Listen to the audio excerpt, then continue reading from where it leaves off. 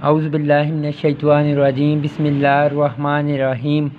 لاکھوں کروڑوں اربوں خربوں درود و سلام محمد و آل محمد پر۔ السلام علیکم ورحمۃ اللہ وبرکاتہ۔ معزز ناظرین و سامعین، آج کے بلاگ میں ہم حرام ادویہ پڑھیں گے، لیکن اس سے پہلے آپ سے پرزور درخواست ہے کہ برائے مہربانی ویڈیو کو لائک، شیئر اور چینل کو سبسکرائب کر کے مجھے سپورٹ کریں، میری مدد کریں۔ اللہ پاک آپ کو اپنے حفظ و امان میں رکھے۔ مجزہ بالا حدیث مبارکہ میں دوا کے استعمال کی ترغیب دی گئی ہے، لیکن اس کا یہ مطلب نہیں کہ بلا دڑک ہر حلال و حرام سے علاج کر لو، بلکہ اس سلسلے میں حضور سید عالم صلی اللہ علیہ وسلم کے ارشادات عالیہ رہبری فرماتے ہیں۔ حضرت ابو درداء رضی اللہ تعالیٰ عنہ سے روایت ہے کہ رسول اللہ صلی اللہ علیہ وسلم نے فرمایا، بیماری اور دوا دونوں کو اللہ تعالیٰ نے نازل فرمایا۔ اس نے ہر بیماری کے لیے دوا مقرر فرمائی، پس تم دعا کرو مگر حرام سے دعا مت کیا کرو۔ سنن ابن داؤد۔ حضرت ابو ہریرہ رضی اللہ تعالیٰ عنہ سے روایت ہے کہ رسول اللہ صلی اللہ علیہ وسلم نے خبیث دوا استعمال کرنے سے ممانعت فرمائی۔ احمد، ابو داؤد، ترمذی، ابن ماجہ۔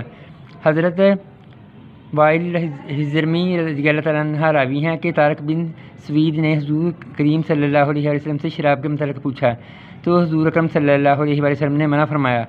طارق نے عرض کیا کہ بطور دوا استعمال کرنا چاہتا ہوں۔ حضور رحمت عالم صلی اللہ علیہ وسلم نے فرمایا، وہ دوا نہیں بلکہ بیماری ہے۔ مسلم شریف۔ طب جدید کے مطابق یہ ام الخبائث شراب خانہ خراب نہایت مضر صحت ہے۔ مخزن الحکمت میں ہے کہ شراب معدے میں ایک قسم کی خراش اور سوزش پیدا کرتی ہے، جس سے معدہ اور امعاء کی لابدار جری موٹی اور درشت ہو جاتی ہے اور ان کے فعل میں فطور واقع ہو جاتا ہے، جس کے نتیجے میں بدہضمی، دست، پیچس وغیرہ امراض ہو جاتے ہیں۔ معدے سے جب بذریعہ مارسیکا جذب ہو کر شراب جگر میں جاتی ہے تو یہ اس پر بھی تحریک کا اثر کرتی ہے۔ آخر کار جگر کی باریک ساخت ضائع ہونے لگتی ہے اور جگر سکڑ کر چھوٹا ہو جاتا ہے۔ اس کے معمول کے فعل میں خلل پیدا ہوتا ہے، چنانچہ ورم، جگر کا پھوڑا، کانستہ، شوگر، ذیابیطس وغیرہ امراض ہو جاتے ہیں۔ دل اور شریانوں پر بھی شراب کا بہت برا اثر پڑتا ہے، چنانچہ دل دھڑکنے لگتا ہے، اس کی حرکات بے قاعدہ ہو جاتی ہیں، بعض اوقات دماغی شریانیں پھٹ جاتی ہیں اور مرض سکتہ ہو کر انسان مر جاتا ہے۔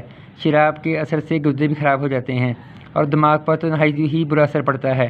متواتر شراب نوشی سے بہت سے دماغی امراض مثلا نسیان، ہذیان، درد سر، ادوار، لقوہ، فالج، مالیہ خولیہ، جنون، سرعہ، مرگی، رشا، سکتہ وغیرہ ہو جاتے ہیں۔ یورپ کے نامور ڈاکٹروں کا قول ہے کہ شرابی والدین کی اولاد ضعیف النحیف اور مختلف امراض میں مبتلا ہونے کے لیے ہوشیار رہتی ہے، نیز ان کے بچے بھی امراض دماغی مثلا مرگی، جنون، استسقاء دماغ اور امراض شش مثلا سک اور دق وغیرہ میں نسبتاً زیادہ مبتلا ہوتے ہیں۔ مخزن الحکمت۔ شراب خانہ خراب چہرے کی خوبصورتی پر بہت زیادہ تباہ کن اثر ڈالتی ہے۔ دوران خون تیز ہو جانے سے جلد کو ضرورت سے زیادہ غلظت ملتی ہے، جس کی وجہ سے چکنائی کے دودھ کو زیادہ کام کرنا پڑتا ہے۔ اس لیے بشرہ کی جلد موٹی، کھدری اور چکنی ہو جاتی ہے اور مسامات نمایاں ہو جاتے ہیں۔ اعلیٰ ازیں آنکھیں اپنی قدرتی چمک کھو کر گدلی اور دھندلا پن ہو جاتا ہے۔ اتنی واضح حدیث پاک کے ہوتے ہوئے بھی بعض لوگ شراب بطور دوا استعمال کرتے ہیں، حالانکہ یہ نہیں سمجھتے کہ اس طبیب روحانی و جسمانی جس کی عقل و فہم شعور کی گردارہ کو بھی تمام مخلوقات کے حکماء اور صاحبان عقل و دانش کے فہم و شعور کی رسائی ناممکن ہے۔ آپ صلی اللہ علیہ وسلم کے ارشاد گرامی کے مقابلے میں کسی بھی عامی شخص کے قول و فعل کو ترجیح دے لینا کسی بڑی بددیانتی، بدعقیدگی اور کھلم کھلا جہالت ہے۔ ایک مسلمان کی شان تو یہ ہے کہ جہاں جان جاتی ہے تو جائے، مگر فرمان مصطفیٰ صلی اللہ علیہ وآلہ وسلم پر آنچ نہ آنے دے۔ اس مفتاح کل شر کے متعلق کچھ اور روایات ملاحظہ فرمائیں۔ تاجدار مدینہ صلی اللہ علیہ وآلہ وسلم نے فرمایا، شراب سے بچو کیونکہ یہ تمام بیماریوں کی ماں جڑ ہے۔ ایک دوسری روایت میں ہے کہ یہ تمام شرارتوں برائیوں کی کنجی ہے۔ حضرت ابن عباس سے روایت ہے کہ ہمیشہ شراب پینے والا یعنی شراب کا عادی اگر مر جائے تو بارگاہ رب العزت میں اس طرح حاضر ہوگا جس طرح کے بت پرست۔ استغفر اللہ۔